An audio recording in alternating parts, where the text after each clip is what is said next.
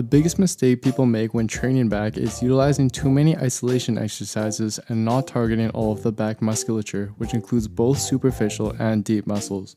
The four main muscles that make up the bulk of the back and the ones we want to focus on developing are the trapezius, which has an upper and lower portion, the rhomboids, which lay deep to the trapezius muscle, the latissimus dorsi, or lats, and the erector spinae, which are the lower back muscles. There are also a few smaller muscles that serve an important role, such as the teres muscles and the infraspinatus. We want to focus on these muscles as well, as they will strengthen our shoulder through stabilization and also provide an aesthetic appeal. And when it comes to building a powerful and attractive looking back, I think that most of us want the following: large but not overdeveloped upper traps for thickness, wide strong lats that extend down low to create that elusive V-taper, strong lower traps and rhomboids for mid-back thickness, clear development and separation in the teres major and infraspinatus muscles, and a well-defined Christmas tree structure in the lower back created by the erector spinae. We can achieve these features and train all these muscles by choosing the right exercises to include in our back workouts.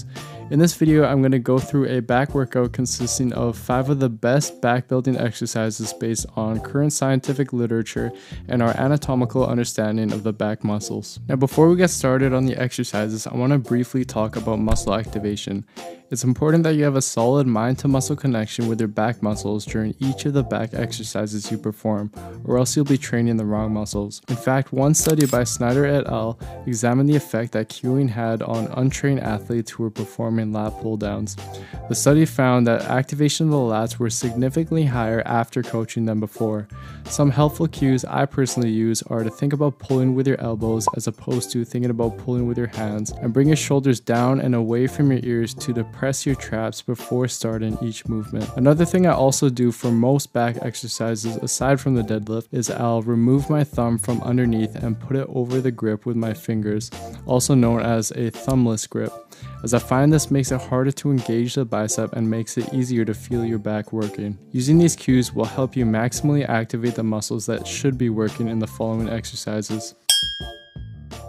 If deadlifts currently aren't somewhere in your lifting routine, then I highly suggest you start doing them. It's a great compound movement to target pretty much all of your upper and lower back muscles, which will add more width and depth to your back and help you get that Christmas tree shape.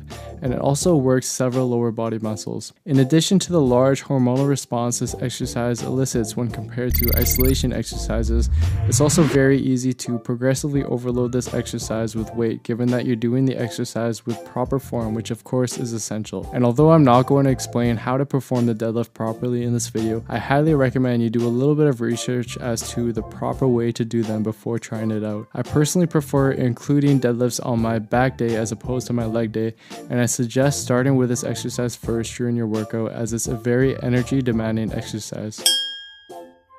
This is probably my favorite back exercise for several reasons. First of all, not only does it work pretty much all of your back musculature like your lats, lower traps, and rhomboids, they also greatly increase the role of your shoulder and scapular stabilizers like the teres muscles and the infraspinatus. And the fact that it's a closed chain exercise, meaning that the hands are held at a fixed anchor point, means that it may result in greater motor unit recruitment, as demonstrated in several studies that compared open chain exercises like lat pull downs with closed chain exercises like the pull-up. Now, as for whether you should do pull-ups or chin-ups, research such as this study by Udis et al. Tends to show that both pull-ups and chin-ups provided equal lat activation.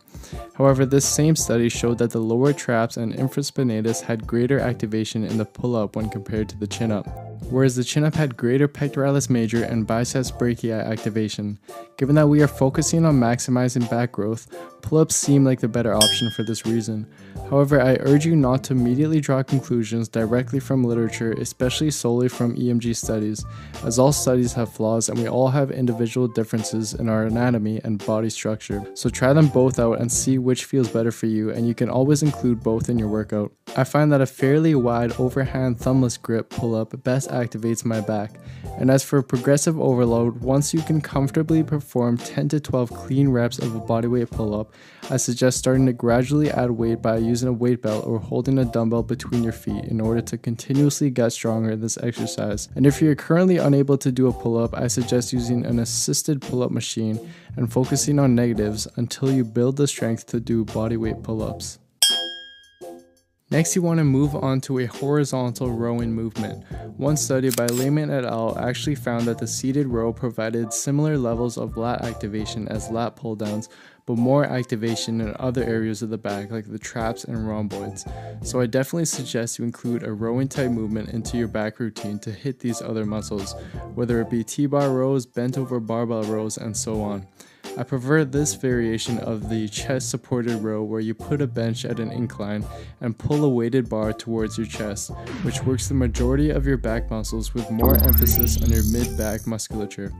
I prefer this exercise because it minimizes the involvement of my lower back in the movement, which has already gotten a good workout from my deadlifts. Now, although the pull-up is a superior exercise when compared to lat pull-downs, the lat pull-down is an excellent supplemental open chain exercise that targets pretty much the same muscles I previously showed in the pull-up, just with less involvement of the shoulder stabilizers. As for the best variations to perform them, in my opinion, overhand, middle, and wide grip front pull-downs with a slight lean back are likely the best options. Front pull-downs have been shown in numerous studies, such as this one by Barros et al., to be superior in terms of lat activation when compared to other variations like behind the neck pull-downs. And another bonus is it doesn't place your glenohumeral joint in a compromised position as behind the neck pull-downs do, so stick to front pull-downs. As for hand grip, one study by Lusk et al. Concluded that a pronated grip had significantly higher lat activation when compared to a supinated grip during lat pull-downs, which is why I recommend using an overhand grip. I also suggest a slight lean back during the pull-downs based on the conclusions of this study, which demonstrated that a slight lean back at 135 degrees led to an 11% increase in lat activation as long as no momentum is used.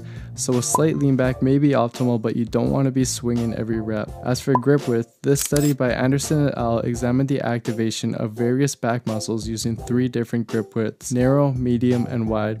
The researchers concluded that the 3 different widths exhibited very similar lat activation, but the biceps were most activated with the middle grip, and in addition, subjects were able to lift the most weight with the middle grip. However, the same study also showed that during the eccentric portion of the movement, the infraspinatus, one of our rotator cuffs, was better activated during the wide grip. And given that a wider grip will also involve more of your teres major muscle due to its anatomical position and function, I think we can conclude that using a combination of both the middle and wide grip is best in terms of back training, as opposed to just sticking to one grip width. This last exercise is something I highly suggest you add into your back training routine. They're called scapular pull-ups and mainly strengthen your lower traps while helping with your scapular stability and keeping your shoulders healthy. You simply want to hang from a bar, depress your shoulders down and away from your ears, and pull your body up without allowing your elbows to bend. As you get stronger with this exercise, you can always progress it by using a weight belt, or alternatively, perform the exercise on your knees and use the handles on a cable machine. So to wrap this all up, here's a sample workout you can do using the 5 exercises I discussed. You want to stick with this routine for a couple months and focus on progressively overloading these exercises, but I guarantee that if you get strong as hell with these exercises, you will develop a well-rounded and powerful looking back. Thank you guys for watching. I hope you found the video useful. I know it's a lot of information to take in at first, but I honestly believe that if you implement what I go through in the video, that you'll be able to maximize your back training and see a lot more back growth. And with that being said, I've put in a lot of time and effort into this video, so I'd really appreciate if you hit that like button and leave some comments below as to what you liked about the video, what you think I could improve on in the future, and also if you have any questions about the video that you'd like me to answer. And as always, please don't forget to hit that subscribe button as well, as it really motivates me to continue making informative content like this in the future. And I also highly suggest that you check out some of my other videos that I made, as I think you guys will find it useful as well. And that's basically it for today, guys. I'll see you next time.